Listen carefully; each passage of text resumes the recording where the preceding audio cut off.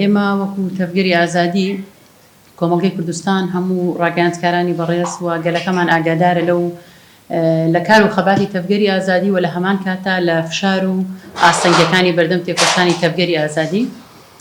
ئێوە دەزانن تەفگەری ئازادی ڕێخستنێکی سیاسی کۆمەڵایەتی مۆڵەت پێدراوە لە ئاستی هەموو عێراقدا مافی کارکردنی هەیە، بەڵام بە شێوەیەکی زۆر بەردەوام ساڵانە و مانگانە دەبینین کا چۆن دژایەتی و پێشێلکاری و ئاستەنگی و گرتن و هەڕەشە و تەهدید و ئەمانە لەسەر تەواوی کادر و ئەندامانی تەفگەری ئازادی هەیە. لە ساڵی ڕابردوو ئەندامێکمان بە ناوی ئیدریس سەلیم، ئێوە دەزانن لەلایەن پارتی دیموکراتی کوردستانەوە ئاسایشی پارتی دیموکراتی کوردستانەوە لە هەولێر بەبێ هەبوونی هیچ تاوانێک بەبێ هەبوونی بڕیاری دادوەر دەستگیر کراوە زیاتر لە ساڵێک و مانگێک لە زیندان مایەوە. وەکو دەبینین لە مانگی ڕابردوو ئەندامێکی دیکەمان بە ناوی تەحسین کە کاسبکارێکە و پیشەی ئاسنگەریە و ئەندامی ئەنجومەنی تەفگەری ئازادیە لە هەولێر لە ماڵەکەی خۆیدا دەستگیرەکرێت. سەرڕای هەموو ئەمانە ئێمە چاوەڕوان بووین کە هەواڵمان تەحسین وەکو لێکۆڵینەوەیکی ئاسایی ئازاد بکرێت و بگەڕێنرێتەوە ماڵەکەی خۆی، بەڵام دەبینین ماوەی 3 ڕۆژە حملەیەکی گرتنی ڕەشبگیری هەموو ئەندامانی تەفگەری ئازادی لە هەرێمی هەولێر دەستی پێ کردووە. تەفگەری ئازادی ئەندامەکانی هەموو خۆبەخشن، هەموو خەڵکانێکی خاوەن پرەنسیپ و ئەخلاقن، خاوەنی ڕابردوویەکی پاکن و هیچێکێک لە ئەندامانی تەفگەری ئازادی هیچ موچەیەکی حزبی و حکومیان نییە، کەسانێکی خاوەن ڕابردوویەکن کە لە ناو تێکۆشاندا بوون، بە تایبەتی ئەو کەسانەی کە ئێستا دەستگیر کراون لە هەولێر هەمویان خاوەنی ڕابردوویەک و مێژوویەک و زیندانی سیاسین، پێشمەرگەی دێرینن، ڕێخستنە نهێنیەکانی ناوشار بوون، بەر لە دەیان ساڵ لە هەشتاکانە کار و خەباتیان کردووە. بەڵام بەداخەوە وەکو دەبینین کە پارتی دیموکراتی کوردستان جارێکی تر ئیسپاتی کرد نە پارتە، نە سیاسیە، نە دیموکراتیە و نە کوردستانیە. بۆیە هەموو ڕۆژێ پێشێلکاریەکانی بەرامبەر بە ئەندامانی تەفگەری ئازادی زیاترەکەوە هەواڵانی ئێمە لە زیندانەکان ئاخنێت. تاکە تاوانی ئەندامانی ئێمە و ڕێخستنی تەفگەری ئازادی یەک تاوانە بەلای پارتی دیموکراتەوە، ئەوی شەوەیە کە خاوەنی فکرە، خاوەنی تێگەیشتنێکە کە ئێوە کۆمەلگا و شیار بکاتەوە و هەمووتان نەزانن تەفگەری ئازادی هێزێکی چەکدار نییە و چەکی نییە، بەڵام تاکە چەکی تەفگەری ئازادی ئەوەیە کە هێزێکی خاوەن فکرە، خاوەن ئایدۆلۆژیایە و ئەوێت کە کۆمەلگاکەمان کۆمەلگایەکی وشیار و ڕێخست و خاوەن ئیرادە بێ و بێدەسەڵات نەبێ، لاواز نەبێ، بەکرێگیراو نەبێ، لەبری ئەوەی ببێ بەسی خوڕی دەوڵەتان کە پارتی دیموکرات کاری بووەکە لە هەرێمەکەی خۆیدا. ئەوان خەڵکانێکی وڵات پارێزن، خەڵکانێکن کە ئەیانەوێ گەلی خۆیان بپارێزن و لە بەرامبەر هێڵی تەسلیمکاری و خیانەتدا بەرخۆدان و وڵات پارێزی پێشخەن. لەسەر مافی گەلەکەمان لەسەر نادادیەکانی کە لەسەر ئەم گەلە بەڕێوە ئەچێت، پێشێلکاریەکانی کە بەڕێوە ئەچێت، بێمافیەکانی کە هەیە، نەعەدالەتیەکانی کە هەیە، ئەو ڕەوشەی کە لەسەر خەڵکی باشووری کوردستان بەڕێوە ئەچێت. تەفگەری ئازادی ئەمڕۆ تاکە هێزێکە کە خاوەنداری لە مافی گەلەکەیەکە، تاکە هێزێکە کە هەڵوێستی هەیە. بۆیە پارتی دیموکراتی کوردستان پلانی مەترسیدارتری هەیە بۆ هەرێمی کوردستان و ئێمە ئاگاداری ئەو پلانانەین کە ئەوێ زیاتر دەستگیرۆیی داگیرکاری بکات بۆ ئەم هەرێمە و مەترسی کۆمەڵکوشکردنی خەڵکی ئێمە هەیە، مەترسی ئەو ڕەوشەی کە لەسەر خەڵکمان هەیە کە بێموچە و بێژیانە و نە دیموکراتیەت، نە ئازادی، نە ژیان، نە خزمەتگوزاری، هیچ شتێک نەماوە. ئەوێ زیاتر ئەمە پەرە پێبدا ئەوەی کە خاوەنداریەکە ئەندامانی تەفگەری ئازادی و ڕێخستنەکانی تەفگەری ئازادیە. ئەو هەناسەیە کە لە هەولێر و بادینان و سۆران داماوە پارتی دیموکرات ئەوێ بیگرێت، ئەو هەناسەیەش بخینکێنێ بۆ ئەوەی ئەم جارە بە ئارەزوی خۆی لە ئاوی لێڵدامەلەی خۆی بکات. ئەوەی کە گرنگە بەلامانەوە بیڵێنەوەیە کە تەفگەری ئازادی و ئەندامانی تەفگەری ئازادی پەروەردەی فکر و ئایدۆلۆژیایەکن، نەگرتن و تەهدید، بەڵکو و تیرۆرکردن و کۆمەڵکوژیش ناتوانێت ئێمە ڕابگرێ. ئێمە بەردەوامە بین لەسەر کار و خەباتی خۆمان و لە تێکۆشانی خۆمان بەردەوامە بین لە خاوەنداریکردنی گەلی خۆمان، ئاستەنگیەکان و هەڕەشەکان هەرچیەک بن لەسەر ئێمە، هەتا ئەو کاتە یەک ئینسان لە ئەندامێکی تەفگەری ئازادی زیندوو بێ خاوەن لە مافی ئەم گەلە دەرەکەوێت و ڕێگە بە داگیرکاری نادا، ڕێگە بە بێمافی نادا، ڕێگە بە نادادی و ئەو ڕەوشەی کە کۆمەڵگەی ئێمەی تێکەوتووە نادات. بەڕێزان، ئەوەی کە بەلای ئێمەوە جێگەی ڕەخنەیە ئەوەیە کە کۆمەڵێکی زۆر پارتی سیاسی، ڕێکخراوی مەدەنی، ڕێکخراوی مافی مرۆڤ لە باشووری کوردستاندا بوونی هەیە، بەڵام بەداخەوە بە مانگ و بە ساڵ و بە 2 ساڵیش ئەندامانی تەفگەری ئازادی پێشێلکاریان بەرامبەرەکرێ، بارەگاکانماندا ئەخرێ، هەموو کارێکی نایاسایی بەرامبەر بە ئێمە بەڕێوە ئەچێت. لە دوای ساڵێک و مانگێک ئیدریس سەلیم ئازاد دەکرێت بەبێ ئەوەی دادوەری بینی بێ، بەبێ ئەوەی تۆمەتەکەی خۆی زانی بێ. بەڵام هیچ یەکێک لە ڕاگەیاندکاران راپۆرتێکی بنکۆڵکاری لەسەر ناکەن، هیچ پارتێکی سیاسی خاوەنداری لێ ناکە لە کاتێکدا لە هەموو پارتە سیاسیەکاندا هەر پێشێلکاریە کاتی بێتە ڕوبەڕوو یەکێکیان بوو بێتەوە جاری وا هەیە حزبەکەی خۆیان هێشتا هەڵوێستی نەبووە تەفگەری ئازادی خاوەنداری کردووە لە هەموو هێزە سیاسیەکان. بۆیە ئێمە ئەمانەوێ ڕووی دەمی خۆمان بکەینە یەک پارتە سیاسیەکان و ڕێکخراوەکانی کۆمەڵگەی مەدەنی و ڕێکخراوە نێودەوڵەتەکانیش کە لێرە بوونیان هەیە و ڕێکخراوەکانی مافی مرۆڤ و ژنانیشون کە ئێستایەوە دەزانن کە ئەو ئەندامانەی تەفگەری ئازادی کە دەستگیر کراون ژنیشیان تێدایە، ژنێک کە دایکێکی مەزنە، دایکێکی تێکۆشەرە لە سەردەمی بەعزدا زۆرترین کار و خەباتی نهێنی کردووە، دایکی 9 منداڵە، هەڤاڵ سەمیرە کەریم لە هەولێر و هەڤاڵ مامعەونی، هەڤاڵ تەحسین و ئەم بەیانێش ئەندامی بەڕێوەبەرایەتی گشتیمان هەڤاڵ ئەیوب حامد جارێکی دیکە دەستگیر کراون بەبێ هەبوونی کتابێکی دادوەر. بۆیە ئێمەمانەوێ بە پارت و لایەنە سیاسیەکان بڵێن ڕووی دەمان بکەینە هەموو ئەو پارتانەی کە لە ناو دەسەڵاتن و لە دەرەوەی دەسەڵاتن، بە ئۆپۆزیسیۆن و ناوئۆپۆزیسیۆن، بە ئیسلامی، بە چەپەکان، بە لیبراڵەکان، بە هەموو ئەوانەی کە خۆیان پێدا کۆکیکارە لە مافی مرۆڤ بە مەدەنی و سیاسیەوە.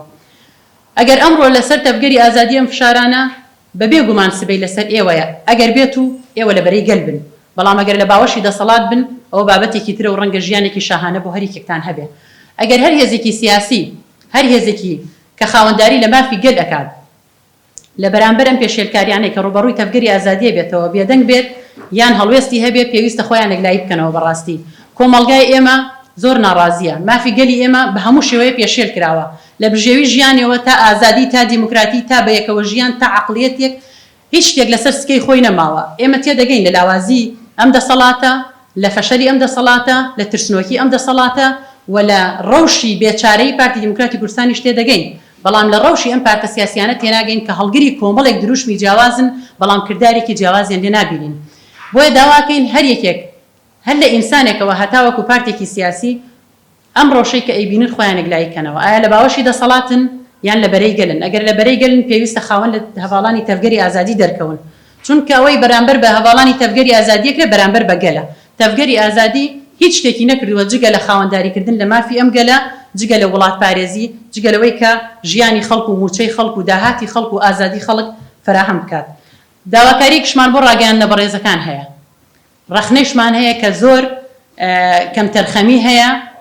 لە زۆر لە ڕاگەیاندنەکانەوە، زۆر ڕاگەیاندن هەیە زۆر خۆی پێ بێلایەنە، بەڵام نابینین راپۆرتەکانیان جەخت لە کار و خەباتی تەفگەری ئازادی بکاتەوە. ئێمە ئێوە سەربەست دەکەین و ئێمە داواکاری لە ئێوە ئەکەین لە ئێوە و هەموو ئەو ڕاگەیاندانەی کە ئەمڕۆ لێرەش ئامادەنین بڕۆن راپۆرتی بنکۆڵکاری بکەن بۆ ئەندامەکانی ئێمە، بۆ خەباتی ئێمە لە هەر شوێنێک پێشێلکاریەکی ئەندامێکی تەفگەری ئازادیتان بینی بۆ ڕای گشتی ڕابگەێنن و لە هەر شوێنێکیش بێ مافی و نادادی و ناحەقیتان بینی کە ئەرکی ئێوەی ڕاگەیاندکارە ئازادانە کاری خۆتان بکەن، لەوێشدا بێدەنگ مەبن و خاوەنداری لە ئەندامانی تەفگەری ئازادی بکەن کە بێگومان خاوەنداری لە ئەندامانی تەفگەری ئازادی خاوەنداریکردنە لە تاک بەتاکی ئەم کۆمەڵگایە، چونکە پێشتریش ئاماژەم پێکرد هەموو یەکێک لە ئەندامانی تەفگەری ئازادی لە هاوسەرۆکی گشتیەوە بگرێ هەتاوەکو ئەندامی کۆمیتەیەکی شارەکانمان هەر هەموو خەڵکێکی وڵات پارێزن، خەڵکێکی خاوەن ڕابردوویەکی پاکن، خەڵکێکی دڵسۆزن کە لە پێناو مافی ئەم گەلەدا تێکۆشانەکەن. ئێمە لە پێناوی بەرژەوەندیەکانی گەلەکەماندا لەبەر مڕاعاتکردنی وەزعی گەلەکەمان دەست بۆ هەموو شتێک نابین بەرامبەر بە پارتی دیموکراتی کوردستان، بەڵام بە دڵنیاییشەوە بێدەنگ نابین، بێ هەڵوێست نابین. ماوەی ڕابردوو زۆر بێ هەڵوێست بووین بەرامبەر بە ئەو ینی مەبەستی من ئەوەیە بێ هەڵوێست بین بە پێی ئەو هەموو پێشێلکاری پارتی کە ئەیکات. ئەگەرنا ئێمە پێمان وایە کە زۆرتری خاوەنداریمان لە ئەندامان و هەواڵانی خۆمان کردووە و کەیسەکانیانمان گەیاندووە بە هەموو شوێنێکی پێویست، بەڵام بە کەمی ئەبینین بەرامبەر بە پارتی، چونکە وەکو ئەبینین پارتی دیموکراتی کوردستان ڕۆژ بە ڕۆژ پێشێلکاریە یاساییەکانی، پێشێلکاریە سیاسیەکانی، پێشێلکاریە دیموکراتیەکانی بەرامبەر بە خەڵکی ئازادیخوازی هەولێر و بادینان و سۆران و شیلات زێ بەڕێوە ئەبات، بەڵام بە دڵنیاییەوە ئەم جارە بۆی ناچێتە سەر، بە دڵنیاییەوە ئێمە هەڵوێستی جیاوازمانە بێ، ئێمە چالاکیەکەین لە هەموو ناوچەکان، چالاکیەکەین لە دەرەوەی وڵات چالاکیەکەین و زۆرترین هەڵوێستمانە بێت چ لە ئاستی عێراقدا چ لە ئاستی نێودەوڵەتیدا هەڵوێستی جیاوازمانە بێت، چاوەڕوانی ئازادبوونی ئەندامانمانین، هیواداری نەگاتە ئەوەی کە ئێمە هەموو کار و خەباتی خۆمان چڵکەینەوە بەرامبەر بە دژایەتی بە پارتی دیموکراتی کوردستان، بە دژایەتی سیاسەتە نادیموکراتیەکانی پارتی دیموکراتی کوردستان. سپاس.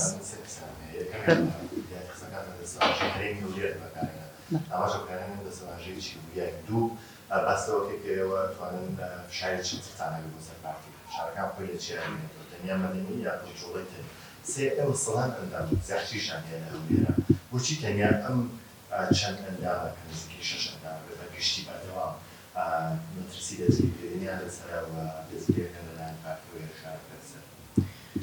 من پێم وایە هیچ لە پرسیاری کۆتاییەوە دەست پێ بکەم پێم وایە هیچ ئەندامێکی ئێمە لە هەولێر نەماوە دەستگیر نەکرێت بەڵام ئەم دەستگیرکردنانی ئەم دوایانە زۆر ڕەشبگیرانە و زۆر نایاسانە و زۆر چۆنەڵی یاسایەکی خێڵەکیانە یاسای بیابانە ئەم شێوازە گرتنە ئەگەرنا هەموو هەواڵانی ئێمە لە ڕابردوودا دەستگیر کراون و حتا هەڕەشەی تیرۆرکردن لەسەرمان هەبووە هەڕەشەی ڕفاندن لەسەر خۆمان لەسەر مناڵمان هەموو هەواڵانی ئێمە لەسەریان هەبووە و ئەم چەند هەواڵی کە ئێستا گیراون جاری یەکەمە لە هەولێر دەستگیر بکرێن نەکەر ئەوانن کە ڕوبەڕووی مەترسی هەر ئینسانێکی ئازادی خواست ئەوانەی کە لە شیلاتزێ دەستگیر کراون کە زیاتر لە ساڵێکە لە ڕاپەڕینەکەی شیلاتزێەوە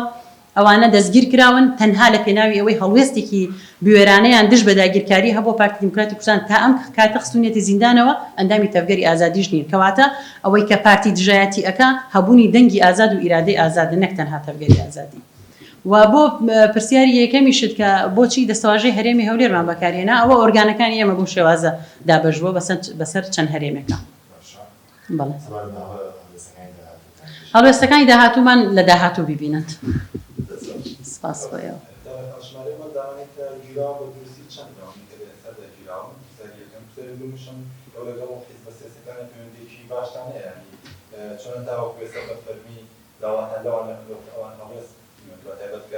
لو حزبيان ويجيتي بورانه وحكومه اگر بريطانيا كسانه بهزك حكومي كلاو وجينا مثلا نقول ئێمە پێمان وایە ئەوانش بەشێکن لەم پێشێلکاریانە چونکە ئەوان دەبینن ئەگەر بێت و ڕازی نەبن بەم پێشێلکاریانە ئەڵێ بێدەنگی نیشانەی ڕازی بوونە بەڵام ئەم هێزانە هەمویان ئەم پێشێلکاریانە ئەبینن بێدەنگن کەواتە ئەمانە کۆمەڵی هێزی دەسەڵاتی بێدەسەڵاتن لەناو دەسەڵاتدا بێدەسەڵاتن بە بەرچاوی ئەم بەناو لە دەسەڵاتدان بەڵام بە بەرچاویانەوە ئەم هەموو پێشێلکاریە کرێ سەبارەت بۆی بۆچی ڕاستە ئێمە پەیوەندێکی باشمان لەگەڵ هەموو هێز و لایەنە سیاسیەکان هەیە بۆچی لە نزیکەوە پێیان ناڵێن بەڕاستی کاتێکە لە بزوتنەوەی گۆڕان دکتۆر یوسف گەڕێنرایەوە کاتێک پێشێلکاریەکانی دیکەیان ڕوبەڕوو کراوەتەوە کەس نەهاتۆ داوا لە ئێمە بکە ئێمە بە ئەرکی خۆمان خاوەنداریمان کرد کاتێک پێشێلکاری بەرامبەر سۆران عومەرێک کرێت چاوەڕوانی ئەوە ناکەین کۆمەڵی ئیسلامی بانگەشتمان بکە پێش مامۆستا عەلی باپیر ئێمە هەڵوێستمان هەیە کاتێ بارەگاکانی یەکگرتووی ئیسلامی ئەسووتێ چاوەڕوانی ئەوە ناکەین یەکگرتو بانگەوازیمان لێ بکە ئێمە خۆمان هەڵوێستمان هەبووە لەبەرەوە هێزێکی سیاسی ئەگەر خاوەنی ئیرادەیەکی ئازادی خۆی بەگرێدراوی هیچ دەوڵەتێکی داگیرکەر نەبێ نەکەوت بێتە کۆشی دەسەڵاتەوە بە دوای بەرژەوەندەکانی خۆی نەکەوت بێ پێویستی بەوە نییە کە لەگەڵی دادانیشین ئێمە لێرە بانگەوازیمان کرد و هەمویان لەم ڕاگەیاندانەوە دەبینن و تەمەنای ئێمە ئەوەیە خاوەنداریمان لێ بکەن ئەگەر ئەوان ڕازی نین بەم دۆخە فەرمون با دەستخینە ناو دەستی یەکتری فشارێک لەسەر پارتی دیموکراتی کوردستان دروستکەین عەرشی بەهەژێنین بەڕاستی ئەوەی پارتی بەرامبەر خەڵکی ئەم کۆمەلگایەکە بڕینی هەناسەیە بڕینی ژیانە بڕینی قوتی هاوڵاتیە لەبەرەوە ئەم لایەنە سیاسیانە ئێمە پێمان وایە ئەگەر هەواداریان هەیە ئەگەر ئەندامیان هەیە ئەگەر لایەنگیریان هەیە هەمویان ئاگیان لە ڕەوشی ئەندام و لایەنگیری خۆیان هەیە بۆچی بێدەنگن ئەگەر ئەوان ئامادە بن ئێمە بە هەموو شێوەیەک ئامادەین وەرن بە هەموو شێوەی ئێمە خەباتێکی دیموکراتیانە و مەدەنیانە بەڕێوە بەرین بۆ ئەو پرسیاری کە وەڵامی بەمەوە یەکێک بەشێک پێویست بوو قسەی لەسەرکەم فشارەکان ئێمە هەمووی مەدەنی و یاساییە بێت و لە ئاستی نێودەوڵەتی لە ئاستی ناوخۆی چونکە ئێمە هێزێکی مەدەنی دیموکراتی چوار ئەندامی ئێمە دەستگیر کراوە کێکیان ئەندامی بەڕێوەبەرایەتی گشتیمانە سیانەکەی تر ئەندامی ئەنجومەنی هەولێرن هەواڵێکیشیان تیایدا ژنە کە ئەندامی ڕێکخراوێکی ژنانی شە بە ناوی ڕێکخراوی ژنانی ئازادی کوردستان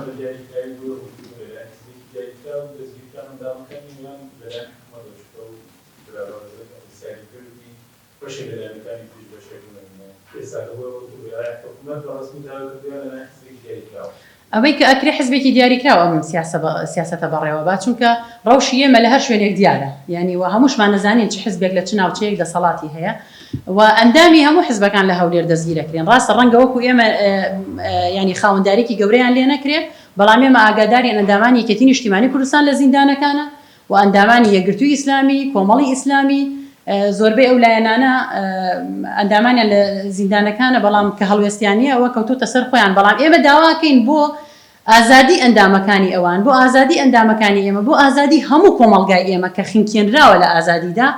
ئێمە بەیەکەوە بین ئیش و کار و خەباتێ بکەین بین بەرەیەکی نیشتیمانی بەرەیەکی هاوبەش بەرەیەکی دیموکراتی چ چەک لە یەکتری هەڵ ناگرین یەکتری ناڕوخێنین ئێمە دین فشارێکی مەدەنی دروست دەکەین ئەگەر هەموو هێزە سیاسیەکان ئەوانەی کە خۆیان پێ ناڕازیە بینە لا یەکتر بە دڵنیایەوە ئێمە ئەتوانین فشارێک دروستکەین کە هیچ نەبێ هەناسەیەک بەبەر کۆمەڵگەی ئێمە بێتەوە